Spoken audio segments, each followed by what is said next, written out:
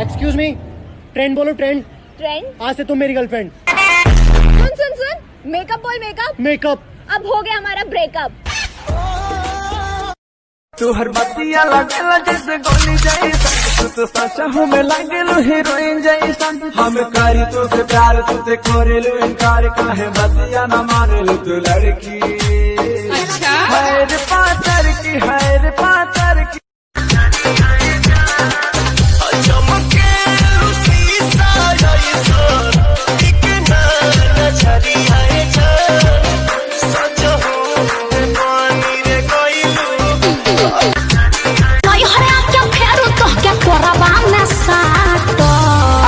like this बासी माल, नहीं रोआ नहीं टुकु टुकु कहब, दुआर पूजा में नागिन धुन पर कूद कूद के नाचो।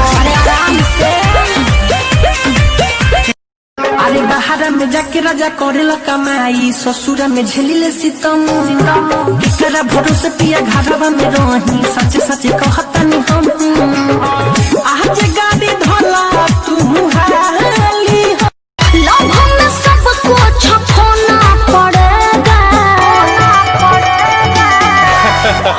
अरे सुनो, ससुरा में सैया संग सोना पड़ेगा, शादी के बाद तुझे रोना पड़ेगा। ऐठेलू तो हिले तोहरो लोभी में ना दरिया, तबाह कैलू गोरी, तबाह कैलू गोरी, हमारी महर के नजरिया तबाह कैलू।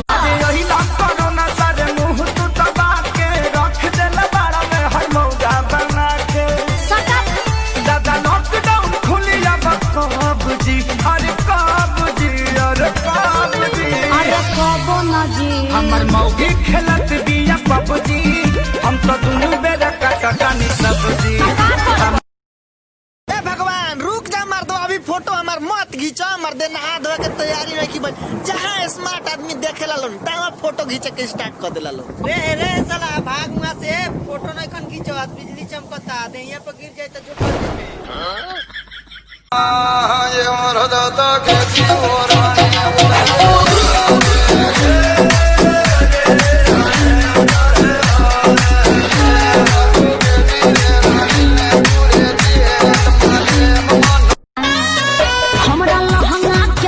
बड़ी मार भइल बा, पागल दीवाना यूपी बिहार भइल बा, बुझला।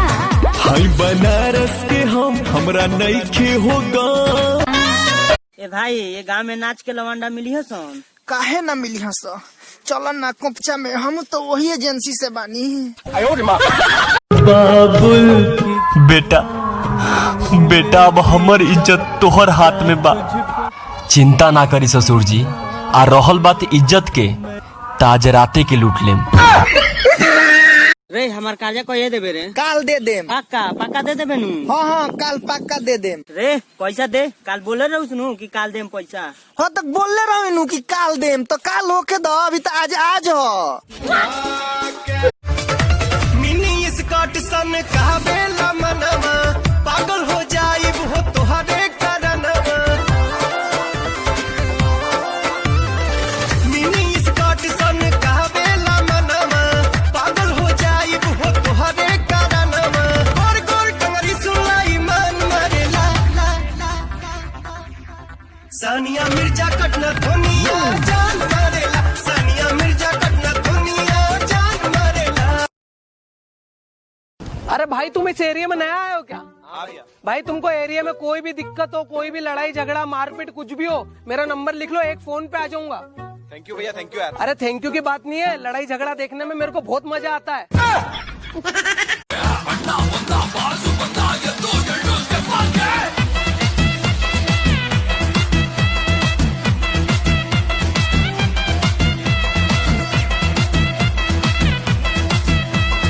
ए पापा का ह तनी अखिली खैनी देब का? खैनी बाप से खैनी मांगते रे, तो तू नु कहेला कि जब बाप के चप्पल लइका के गोड़ में होके लगे तो लइका लइका ना दोस्त हो जाला।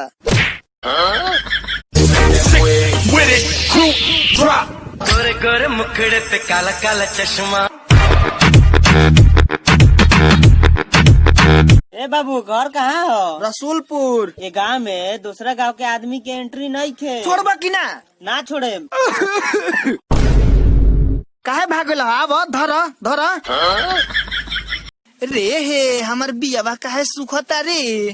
का भइल बा रे? देख ना यार, इतना दूर के बियावा पियरा गइल बा। काहे? कल सोझिया के हमरा लघु शंका लग रहुए, इतने दूर में मार देले बानी, यही से नहीं खेनु पियरा।